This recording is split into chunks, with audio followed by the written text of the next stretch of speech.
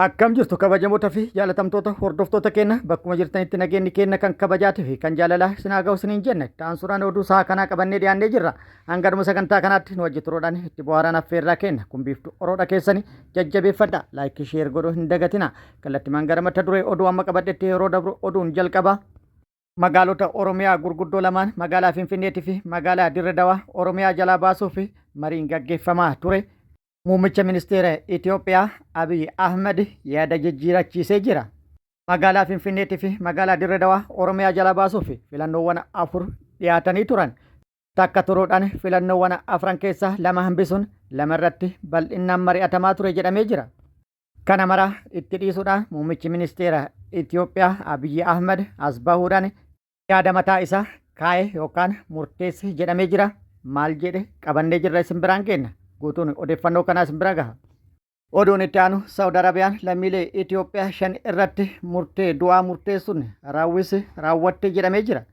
Mootummaan Itoophiyaa murtee du'aa lammiilee Itoophiyaa irratti Saawud Arabiyaan murteessitee raawwattu hambisuudhaaf marii gaggeessine jedhaa turus gochi kun itti fufee jira. Dabalata odeeffannoo kanaa qabadhee jira isin biraan gaha. Oduun itti aanu lolli loltoota PPT waraana bilisummaa Oromoo gidduutti zoonilee Oromiyaa garaagaraa keessatti gaggeeffamaa jiru akkuma itti fufetti jira. Waraanni bilisummaa Oromoo ammas bakkoota garaagaraatti loltoota PP waliin lola cimaa gaggeessaa jiraachuu fi lola gaggeessaa ture irrattis miidhaa guddaa kan qaamattii fi kan lubbuu loltoota PP irratti rakkabsiisuun akkasumas meeshaalee waraanaa hedduus irraa hiikkatuun injifannoo irratti argatu beeksisee jira. Gama mootummaatti hoo maaltu jedhame kan jedhus qabannee jirra. Isin biraan kenna guutuun oduu kana wal duraa duuban akka itti aanu kanatti isiniif dhiyaata. Oduun kun oduu akkaan wayitaawaa akkasumas oduu akkaan amme yookaan breaking news kan isiniif qabanneedha. Magaalota Oromiyaa gurguddoo lamaan magaalaa Finfinneetii fi magaalaa Dirre Dawaa gabayaaf dhiyeessuuf mariin irratti gaggeeffamaa ture. Mariin qabxilee 4 irratti hundaa'uudhaan Oromiyaa jalaa baasuuf gaggeeffamaa ture kallattii isaa waan jijjiirate fakkaata. Oromiyaa jalaa baasuuf duulli cimaan gaggeeffamaa kan ture yoo ta'u amma duulli sun kallattii jijjiiratuudhaan qabxilee filannoo 4 mariif dhiyaatan 4 keessaa 2 gatamuudhaan 2 irratti akka mari'atamu muummichi ministeera Itoophiyaa Abiy Ahmed yaada isaa jijjiiratuudhaan ajaja dabarse jedhamee jira.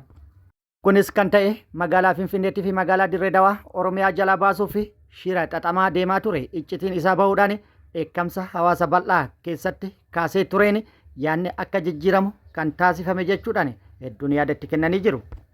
Filannoodhaan magaalota kanaaf dhiyaatanii turan ofiin buluu federaala jalatti buluu naannoo ta'uu Oromiyaa jalatti buluu kan jedhu yoo ta'u naannoo ta'uu fi akkasumas ofiin buluu kan jedhu haqamee federaala jalatti buluu fi Oromiyaa jalatti buluu kan jedhu irratti mari'atamaa ture. Erga kun ta'ee booda muummichi ministeera Itoophiyaa as bahuudhaan magaalaa Finfinneetii fi magaalaa Dirre Dawaa akkuma duraanii federaala jala akka bultu naannoo Oromiyaa jalas akka hin galle ibsa kennee jira. Magaalonni kunneen ammallee qabeenya Oromiyaati. Oromiyaa jalatti deebi'uu qaban. Finfinneen handhuura Oromiyaati. Oromiyaa jalatti deebi'uu qabdi jechuudhaan mormiin jiru ammallee akkuma jirutti itti fufee jedhamee jira. Gama biraatiin akka naannoo Oromiyaatti gaaffii yeroo dheeraa kan ture faayidaa Oromiyaan magaalaa Finfinnee irraa qabdu kan ture yoo ta'u iltiginnaan inni kunis hin jiru jettee jirti. Naannoon Amaaraa magaalaa Finfinnee ilaalchisuudhaan gaaffilee hedduu dhiyeessanii jiru. Tokko naannoon Amaaraa waajjiraalee bulchiinsa naannoo Amaaraa magaalaa Finfinnee keessatti ijaaratuuf yookaan akka kennamuuf gaaffii dhiyeessanii jiru. Sanada gaaffii dhiyeessatan irratti heerri mootummaa jijjiirame magaalaan Finfinnee naannoo Oromiyaa jalaa bahuudhaan naannoo Oromiyaa irraa daangooftee naannoo of danda'e akka taatu yookaan immoo kallattiidhaan federaala jala akka bultu kan jedhu gaaffii dhiyeessanii turan jedhamee jira. Iltiginnaan gaaffii isaan dhiyeessan kana erga hojiitti hiikanii booda naannoon Amaaraa waajjiraalee teessoo mootummaa naannoo Amaaraa magaalaa Finfinneetti bu'uureeffatuuf yookaan taasifatuuf gaaffii dhiyeeffatanii jiran. Gaaffiin inni biraa naannoon Amaaraa Finfinneen wal qabsiisuun dhiyeesse magaalaan Finfinnee akka barbaaddetti haa babal'attu. Gaaffiin mootummaan naannoo Oromiyaa magaalaan Finfinnee babal'achuu hin qabdu jedhu haqamuu qaba jechuudhaan gaaffii dhiyeessan jedhamee jira. Walumaa galatti qaanfii tokko malee nyaara haddatuudhaan naannoon Amaaraa Oromiyaa fi Oromoon magaalaa Finfinnee irraa homa tokkollee hin qabdu yaada jedhuu fi gaaffii jedhu dhiyeessan jedhamee jira. Kana malees naannoon Amaaraa lafoota naannolee ollaa isaa hunda irraa fudhachuuf ajandaa godhate waltajjii marii biyyoolessaa irratti dhiyeeffatee jira. Akkasumas naannoon Amaaraa lafoota saboota fi sablammoota naannoo Amaaraa keessa jiran hedduu isaanii Akkasumas godinoota naannoo Amaaraa keessa jiran naannoo Amaaraa jalatti deebisuudhaaf gaafii dhiyeeffate jedhamee jira. Haaluma kana lafoota naannoo Beenishaangul Gumuz, naannoo Tigraay, naannoo Affaarii fi naannoo Oromiyaa jala jiran naannoo Amaaraa jala akka galan gaafii dhiyeesse jedhamee jira. Godina adda saba Oromootii fi godina Waagimiraa diiguudhaan naannoo Amaaraa jalatti akka deebi'anis gaafii dhiyeesse jedhamee jira. Naannoo Oromiyaa irraa lafoonni ne jalatti hadaangaan jedhee naannoon Amaaraa gaafii dhiyeesse godina Salaalee, Aanaa Dharraa fi akkasumas Wallaggaa fi godina addaa saba Oromoo Walloo akka naannoo Amaaraa jalatti daangeffaman gaafatee jira. Lafoota naannoo Tigraay jalatti na jalaa daangeffaman jechuudhaan naannoo Amaaraa jala akka galan gaafate immoo Walqaayit Xagadee, Xallamti, Waaflaa, Koram, Abargellee, Zantaa fi Raayyaa Allamaaxadha jechuudhaan kan inni gaafate. Naannoo Beenishaangul Gumuz irraa immoo godinni Matakkala naannoo Amaaraa jala akka galu gaafatee jira.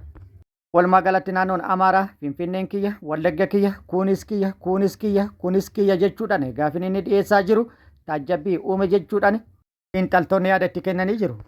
Saawud Arabiyaan lammiilee Itoophiyaa 5 du'aan adabdee jirti. Saawud Arabiyaan lammiilee Itoophiyaa 5 kan biroo bakka Asiir jedhamutti du'aan adabuu beeksiftee jirti.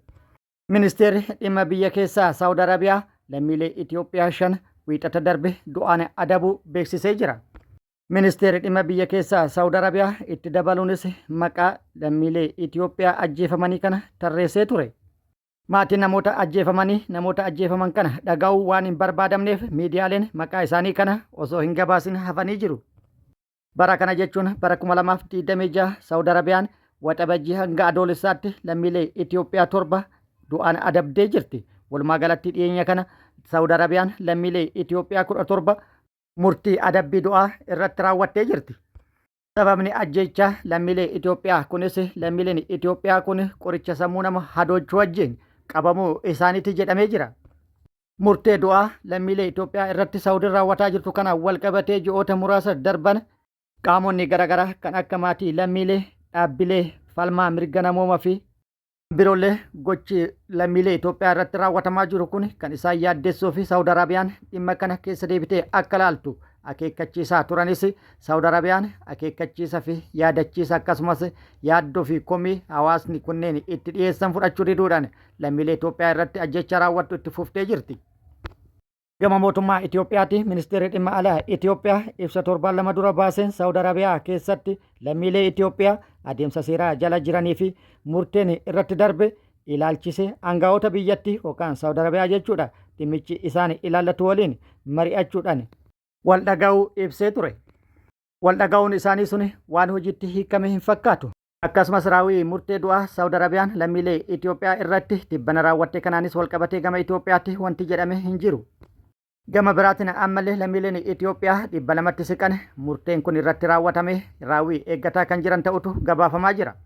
Mana hidhaa Haamis Mushaayit jedhamu qofa keessatti yoo xiqqaate lammiileen Itoophiyaa 63 ta'an murteen du'aa kun itti murtaa'e raawwii eeggataa kan jiran ta'utu mirkanaa'e.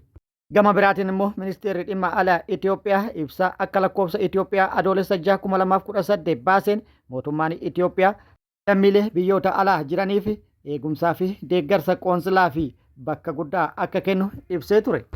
Dabalataanis imbaasiin Riyaad keessa jiruu fi qoonsilaan Jidda jiru lammiilee Itoophiyaa haalli rakkisaan isaan mudate tarkaanfiin namummaa giddugala godhate akka fudhatamu carraaqqii taasisaa turu ibsee ture. Akkasumas lammiileen Itoophiyaa furmaata akka argatan aangaa'ota Saawudii waliin marii ijaarsa adeemsa akka ijaaraa jiru ibsee ture. Garuu xaariin isaan xaaraa jiran lubbuu lammiilee oolchuu hin dandeenye akkasumas rakkoo furuu hin dandeenye. Mootummaan lammiilee Itoophiyaa baraaruu hin dandeenye. Gama biraatiin lammiilee Itoophiyaa adeemsi murtee du'aatti isaan geesse karaa seeraa isa sirrii hin hordofne jechuudhaan himataa jiru. Human Rights Watch illeen ibsa yeroo garaagaraatti baasaa tureen gocha Saawud Arabiyaa lammiilee Itoophiyaa irratti raawwattu kana mormaa ture. Lammiileen kun du'aa kan jiran yakka ajjeechaaf isaan hin saaxille irratti lammiileen kunneen lubbuu isaanii dhabaa jiran jechuudhaan dura dhaabbataa turee jira. Kunis jijjiirama hin finne ta'ullee hamileedhaaf baay'ee waan deeggaramuudha. Ammas lammiilee murteen du'aa irratti murtaa'e du'aa eeggataa jiraniif mootummaa fi qaamonni dhimmi ilaallatu iddoo seenuudhaan murtee kana akka irraa jijjiiramu taasisuun barbaachisa jechuudhaan namoonni fi hawaasni bal'aan waamicha taasisanii jiru. Mootummaan Itoophiyaa dhimma kana irratti xiyyeeffannaadhaan hojjetuu qaba jedhamee jira. Oduun itti aanu lolli loltoota mootummaatiif waraana bilisummaa Oromoo gidduutti zoonilee Oromiyaa garaagaraa keessatti gaggeeffamaa jiru akkuma itti fufetti jira. Waraanni bilisummaa Oromoo lola zoonilee garaagaraa keessatti gaggeeffamaa jiru irratti miidhaa guddaa kan lubbuutii fi kan qaamaa loltoota PP irratti dhaqqabsiisuun meeshaalee waraanaa hedduus irraa hiikkatuun injifannoo irratti argataa jiraachuu ibsee jira. Har'as bakkoota garaagaraatti lola loltoota PP waliin gaggeesse irratti miidhaa guddaa irratti dhaqqabsiisuun injifannoo irratti argadhe jedhee jira. Haaluma kanaan waraanni bilisummaa Oromoo zoonii lixa Oromiyaa Qeellam Wallaggaa aanaa Yaamaa Loogii Walalitti loltoota PP waliin lola cimaa gaggeessuu fi lola gaggeessenis miidhaa guddaa kan qaamatii fi kan lubbuu irratti dhaqqabsiisuun injifannoo irratti argadhe jedhee jira. Aanaa Yaamaa Loogii Walal ganda Burqaa Walal iddoo addaa Laga Dachoo jedhamutti loltoota PP maqaa sakattaa waraana bilisummaa Oromoo jechuun bobbaate waraana bilisummaa Oromoo barbaaddee itti dhayxetti hattee hidhuudhaan haleellaa irratti raawwateen loltoota PP hedduu addunyaa kanarraa godaansee hedduu madeessuun meeshaalee waraanaa hedduus irraa hiikkatuun injifannoo irratti argadhe jedhee jira. Haleellaa loltoota PP irratti raawwate kanaan meeshaalee waraanaa hedduus hiikkadhe jedhee jira. Bireenii tokkoo fi AKM 8 fi meeshaalee waraanaa biroollee irraa hiikkadhe jedhee jira. Guutuu oduu kana akkuma nu ga'een isin biraan kan geenyu ta'a. Haaluma wal fakkaatu waraanni bilisummaa Oromoo zoonii kibba bahaa Oromiyaa Arsii bahaa aanaa ajajutti loltoota PP waliin lola gaggeessuu fi lola gaggeessee ture irrattis miidhaa guddaa kan qaamatii fi kan lubbuu irratti dhaqqabsiisuun meeshaalee waraanaa hedduus irraa hiikkatuun injifannoo irratti argatu odeeffannoon nu gahee jira.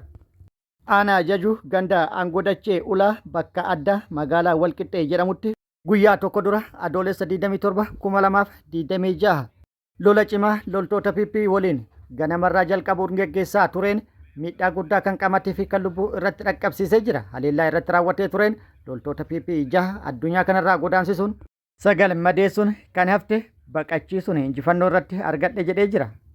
Lola bakkoota garaagaraatti loltoota PP'tiif waraana bilisummaa Oromoo gidduutti gaggeeffame kana wal qabate gama mootummaati maaltu jedhame kan jedhu odeeffannoo argachuuf yaallee turre odeeffannoon arganne yookaan immoo wanti jedhamee hin jiru ta'ullee loltoonni PP'n maqaa sakattaa waraana bilisummaa Oromootiin bobbaate tuun haleelama waraana bilisummaa Oromootiin miidhaan hamaan kan qaamatii fi kan lubbuu irratti dhaqqabaa jiraachuu waraanni bilisummaa Oromoo kan beeksise yoo ta'u bakkoota garaagaraatti immoo humnoonni kunneen bakka waraanni bilisummaa Oromoo hin jirre hundatti namoota nagaa dararu qabeenya barbadeessuu fi saamuu itti fufanii jiru jechuudhaan jiraattonni maddeen odeeffannoo garaagaraatti odeeffannoo kennaniin ibsanii jiru.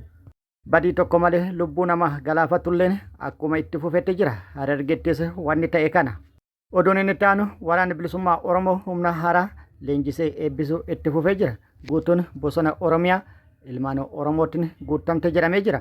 Waraanni bilisummaa Oromoo simatuudhaan leenjisaa kan jiru yoo ta'u xiyyeeffannaan waraana bilisummaa Oromollee tibba kana haleellaa bal'aa gaggeessuu irra leenjii bal'aa gaggeessaa jiraatutu himamaa jira. Qeerroo fi qarreen qe'ee isaanii irratti badii tokko malee lubbuun galaafatamaa jiru qeetti teennee du'uurra jechuudhaan guutuu bosona Oromiyaatti namuudhaan yeroo ammaa kana guutuu Oromiyaa keessatti humni guddaan leenji'aa jira jedhamee jira. Lixa Oromiyaatti immoo tibba kana fufteedhaan humna haaraa yeroo dheeraa fi leenjii siyaasatii fi loltummaa ga'umsaan leenjisaa ture irra deddeebi'uun eebbisaa jira. Har'as haaluma wal fakkaatuun humna haaraa eebbisee jira. Isaanillee kan viidiyoo irratti argitan kana yoo ta'u kun kan bakka tokkooti. Bakkoota hedduutti humnoonni haaraan eebbifamaa jiraachuu maddeen odeeffannoo garaagaraa irraa odeeffannoon nu ga'e ibsee jira. Kabajamoota fi jaalatamtoota hordoftoota keenya oduu namaaf qabanne kana hanga ammaa kana guutuu oduu wajjin isin wajjin kan ture ani Bariisoo Ganamooti. Hanga yeroo itti aanutti deebinee wal agarrutti nageenyi rabbi isiniif haa baay'atu. Nagatti nu turan hawwii kennaa nagatti nu tura.